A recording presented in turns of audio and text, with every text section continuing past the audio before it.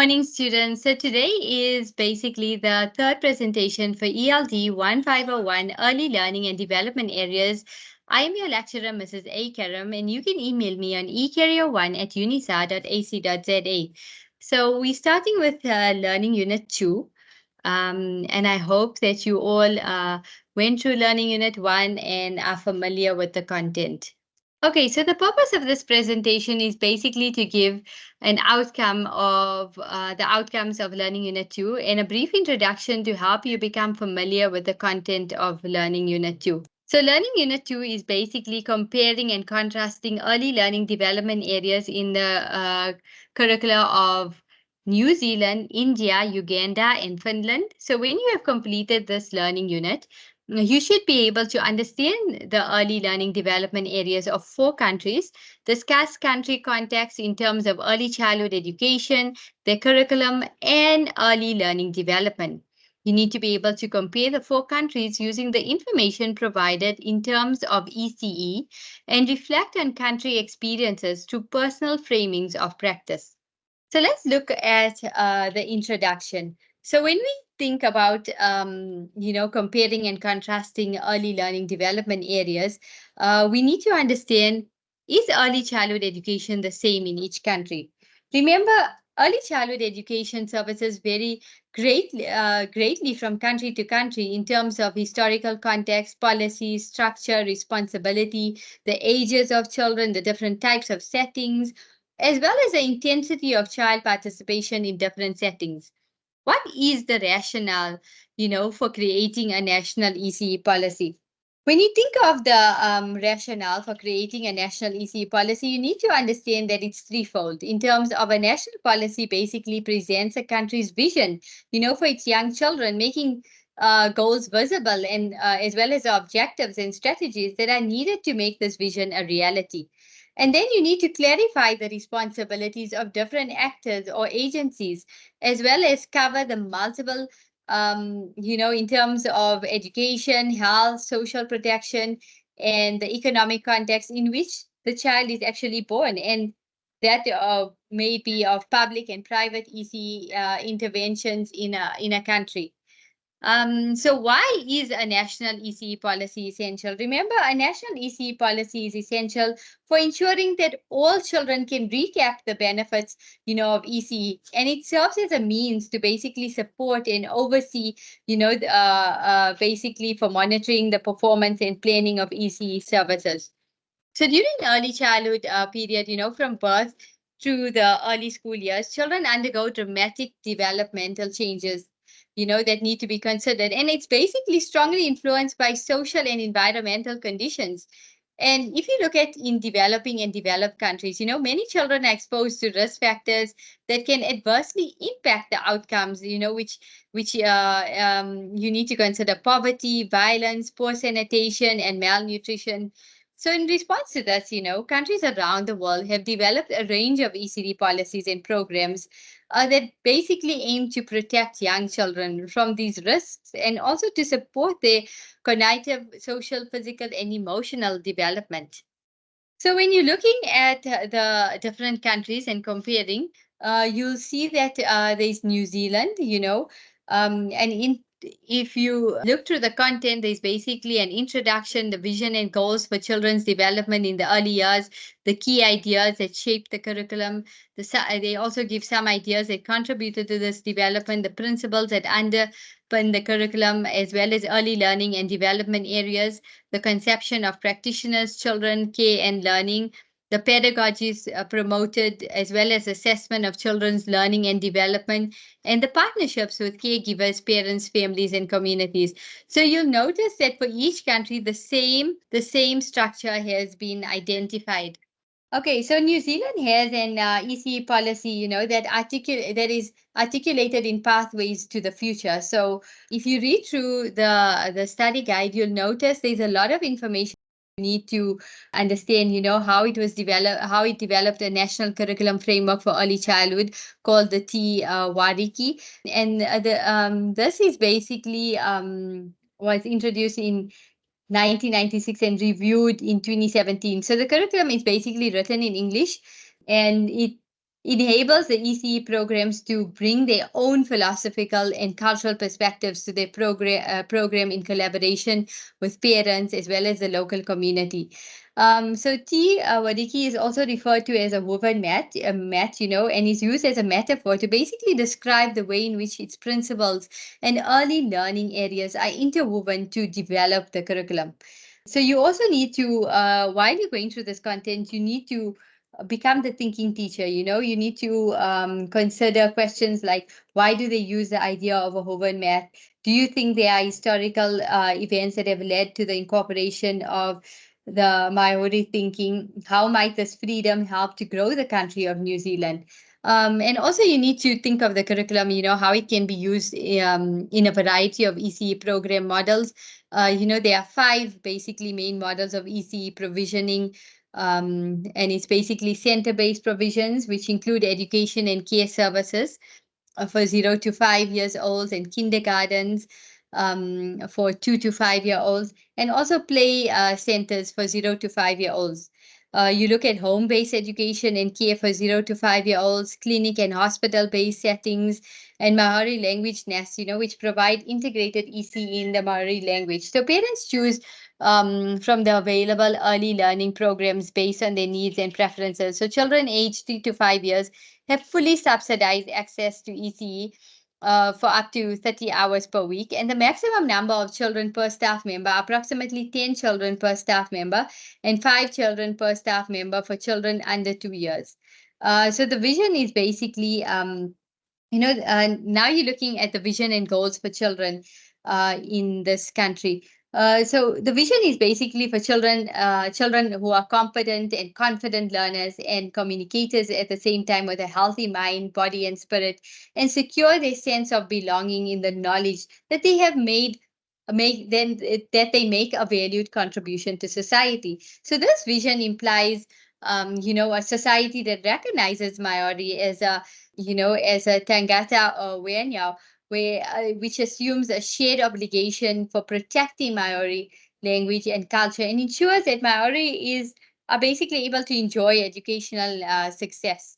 And the vision is also driven by government's overall goal that all children have access to good quality ECE, no matter their circumstances. And when you're looking at the key ideas that shape the curriculum, you need to consider the information that's within the study guide, and the implications are applied equally to ECE. There are two distinct curriculum pathways created: one bicultural, which is derived from the traditional Maori thinking, and the socio-cultural theorizing, and one indigenous. So when you look at the ideas that contributed to the development of the T Waraki, it's a vision that all children are provided with culturally responsive environments that support their learning. The children need to be provided with equitable opportunities to learn inclusively and unify a diverse sector around a shared aspiration for children.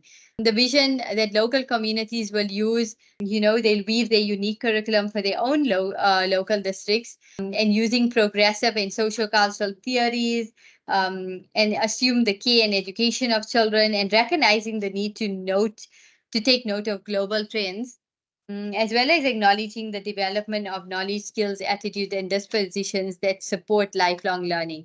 And also, when you think about all of this information, you need to consider, what does each approach mean, and how does the approach impact the New Zealand curriculum. When you look at the principles that underpin the curriculum, there's basically four principles which describe the fundamental expectations of all ECE provision in New Zealand, and these are empowerment, holistic development, family and community relationships. And when we look at early learning development areas, we're looking at the 5 early learning development areas of child development, which is well-being, belonging, contribution, communication, and exploration. So it's also important that you reflect, what are the learning areas in the South African NCF? How do you think the vision of the child may impact the choice of learning areas? And could language or definitions of words impact the naming of each learning area? And then you need to look at, the conceptions of practitioners, children, care, and learning. And each child is seen as being unique in their journey. They learn by engaging in meaningful interactions with people, places, and things. And it's a process that continues throughout their lifetime. So children are valued as active learners who choose, plan, and within the challenges. So children's agency is basically acknowledged, and children's participation is not only important in order to facilitate effective learning of different curriculum elements, but can be important in its own right and foster democratic values. When we look at the pedagogies promoted, pedagogies are used to underpin, they underpin by the critical theory perspectives that challenge, the disparities, the injustices, the inequalities, and perceived norms.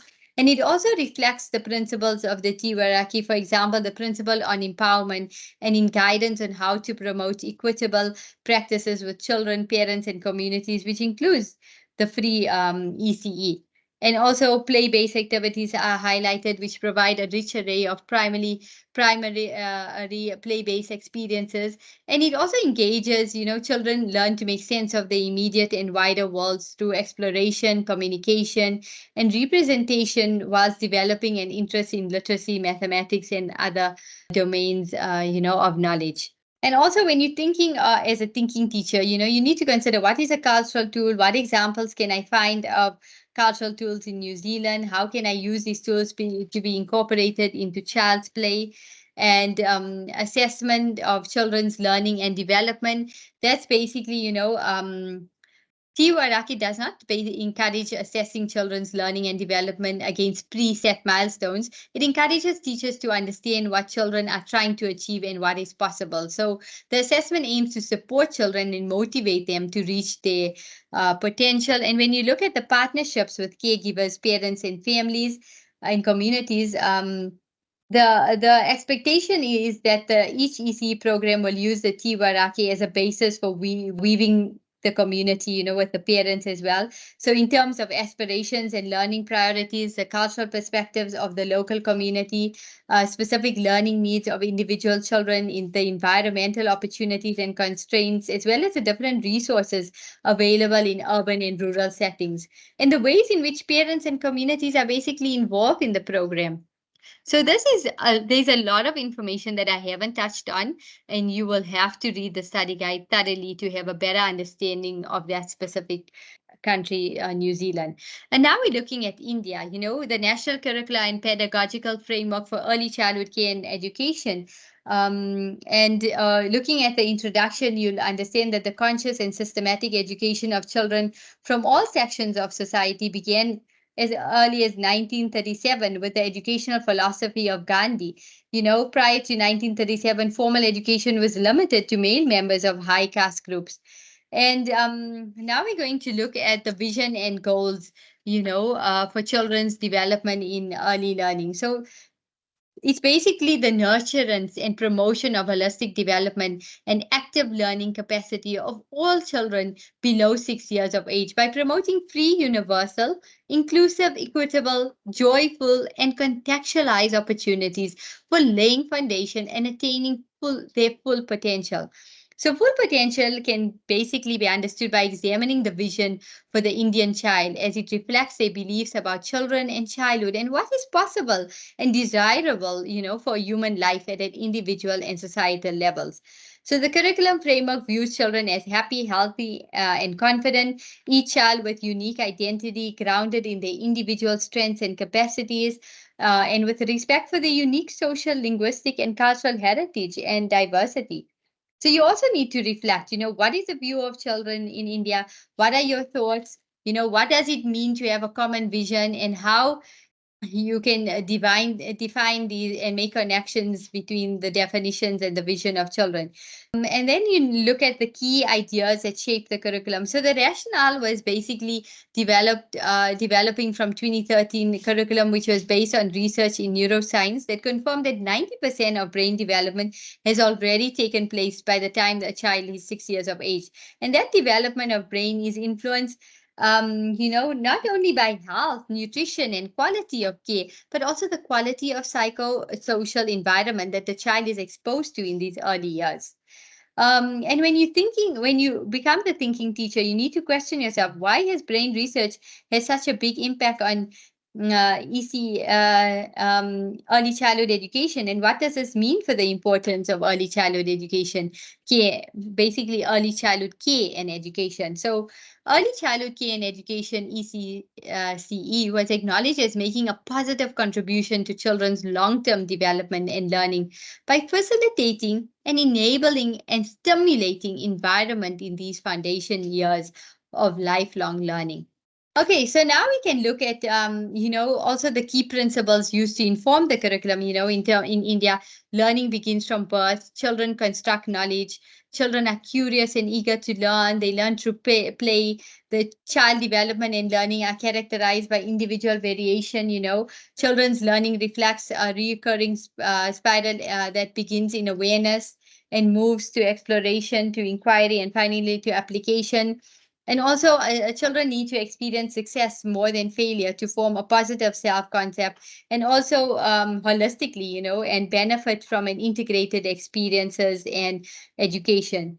When we look at early learning and development areas, physical and motor development, you're looking at language development. It's basically the six main areas. So, physical and motor development, language development, cognitive development, social, personal, and emotional development, sensorial development, and development of creative and aesthetic appreciation. So those are all six main areas of development that you need to go through in your study guide. And then when you're looking at the conception of practitioners, children care and learning in India, the caregivers, teachers, and practitioners in ECE programs are defined as facilitators, who basically engage children in multiple experiences to foster their all-round development and play the following roles. They basically observe children to identify their needs and capabilities, and plan developmentally appropriate, holistic, and challenging activities. They also create nurturing and positive relationships with children, among children, and also organize a supportive learning environment by taking care of aspects, within the physical environment, and facilitate learning to meet the objectives of the curriculum, as well as help in early identification and intervention for children with special needs. Then we're looking at the pedagogies promoted. In early childhood care and education program, it basically recognizes that children learn the best through play and learning by doing. So the policy acknowledges that children of this age group are naturally curious, and they want to explore the immediate world using their senses, and states that all that matters to children is basically play, play, and play. And furthermore, it states that children learn by doing, by experiencing, and actively participating in the learning process.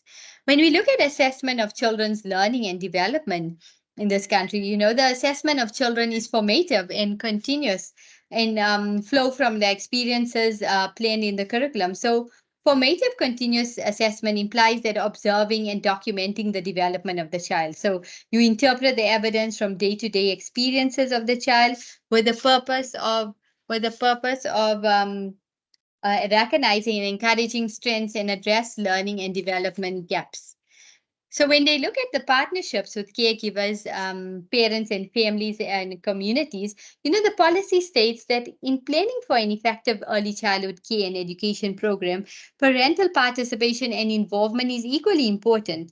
So, the program basically recommends that early childhood staff should form a positive partnership with parents, on an ongoing basis through frequent and positive ECE center to home communication in the form of sharing progress reports, holding conferences, sending personal notes, updating parents of events and activities. And when you become the thinking teacher, you consider, how does socio-economic status impact people? How do the views of roles and power relations affect partnerships? So, and also, what practical activities do you engage in, in establishing and sustaining a partnership? So this is all the things you need to consider. There's a lot more information in the study guide that I've not touched upon. I repeat, please do not assume that what I've said is sufficient, and have taken every information that's in the study guide. Okay, now we're looking at Uganda, a learning framework for ECE. So when you look at the introduction, you'll notice that the government of Uganda recognizes early childhood care education as a foundation for quality education, and it basically encompasses, a critical phase in children's physical, mental, and psychosocial development, who need to be nurtured in a safe and caring environment that allows them to become healthy, secure, confident, and empowered persons with lifelong learning capabilities.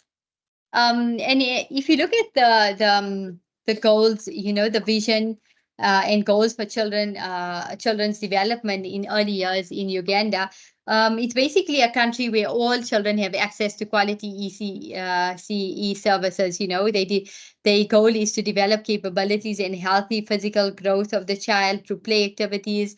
The child develop good social habits, develop moral values, develop that language and communication skills in their mother tongue, enrich the child's experience by developing imagination, self-reliance, and thinking power, and also help the child towards appreciating his or her national background and customs. And also provide interventions aimed at promoting equity and universal access throughout the country, regardless of the differences among children. So the key ideas that shape this curriculum is basically, inclusivity, diversity, language, expectations of what the child should know, technology, and it also recognizes the importance of new and emerging research, as well as parental involvement and development needs. When we look at the principles that underpin this curriculum, is basically children's rights are fundamental. It's also a preferred approach to learning should be comprehensive, and the goal should be bring about positivity, enabling environments for children. Programs should be asset based, building on positive qualities in children and the communities. Flexibility, being programs should be child centered. They should cater for children with special needs and also strive, for maximum quality. And when we're looking at the early learning and development areas, there are 5 early learning and development areas that is considered. Taking care of myself for proper care and development, developing and using mathematical concepts in their day-to-day experiences, relating with others in acceptable way, developing and using language appropriately, as well as interacting and exploring, knowing and using the environment. There's also uh, things like, that prepare, basically areas that prepares a child for school in terms of personality and emotional relationship, communication, language and literacy, the problem solving aspect and mathematical concepts, as well as knowing and understanding the world, physical development, creative development. And when we're looking at the conception of practitioners, children and care and learning in Uganda, there are strong values attached to children working with others, rather than being self-centered. And it also highlights the value of a child who trusts, who is curious, who strives to learn new things, and is skillful in a social interaction supported world. The African philosophy, where we talk of Ubuntu, is highly valued here because I am because we are. So moral values promoting a link with cultures, nation building, promoting equity and access are strong value statements promoted in the goals for children in Uganda. And when you look at the pedagogies promoted, traditionally a collaborative approach to play was encouraged, with extended family playing, a role in the children's early education, where we talk of grandmothers were actually left to take care of young children as parents were going out, for work. So teachers cared for children in communal enclosures. So you need to understand the traditional values that were passed on to the children in Uganda as well. They also emphasize learner-centered pedagogy, which promotes for an increased learner-teacher contact time, different ability groups, the use of local languages for initial literacy, those sort of things. When we look at the assessments, caregivers provide guidance on how to assess the child, in terms of the progress, in terms of who, when it comes to the who needs the progress reports on a child. So that's also something that allows for regular monitoring of the individual learner's progress, and continuous assessment is advocated with observation as the main method of gathering data on a child's progress. When it comes to partnership with caregivers, parents, families, and communities, consequently, parents, guardians are expected to provide their children with the basic care requirements: food, clothes, moral and cultural guidance, and loving environment. So all policies relating to children call for collaboration with parents and other stakeholders. Okay, again, please go back to the study guide for further information on Uganda. And when we look at Finland, I'm going to quickly go through this as I can. National core curricular guidelines. Finland's vision and goals for children's development in early years were documented in the Act on Early Childhood Education and Care. So the ECE curriculum in Finland consists of 3 tiers. It consists of the national core curriculum, the local ECE curricula, and the children's individual ECE plans. So it's something that you need to go through in the study guide. When you look at the vision and goals for children's development in early years in Finland, you'll notice that the vision is to guarantee, education and care for all children who have not reached compulsory school going age, 7 to 17 years. And when special circumstances so require, also for older children, the legislation defines EC as planned and a goal-orientated entity, of education, upbringing, and care, with emphasis on pedagogy. So it's very important that you go through the vision and goals, in terms of promoting overall growth, supporting the preconditions of learning, conducting diverse pedagogical activities, guarantee environment that is stimulating, respecting children, and providing them with equal access, and also, enhancing the ability to understand and respect different cultures, also supporting the needs that are required, and improve children's cooperation and interaction, as well as ensure that every child has an opportunity to participate and to work together with children and parents, to promote the balanced development that is required for their overall well-being. When we look at the key ideas that shape the curriculum, early childhood education and care, they note basically the children and their childhood are allowed to be seen and heard as part of the urban landscape, and children have access to basically rich and diverse learning environments, open and community-centered, promotes parity and equality, and also allowing children to experience all that the city offers in terms of culture and art. So that is something that you need to go through. When we look at the principles that underpin the curriculum in Finland, we look at the inherent value of childhood, the growing as a human being, children's rights, parity, equality, and diversity amongst families, a healthy and sustainable lifestyle, early learning and development areas, and transversal competence goals.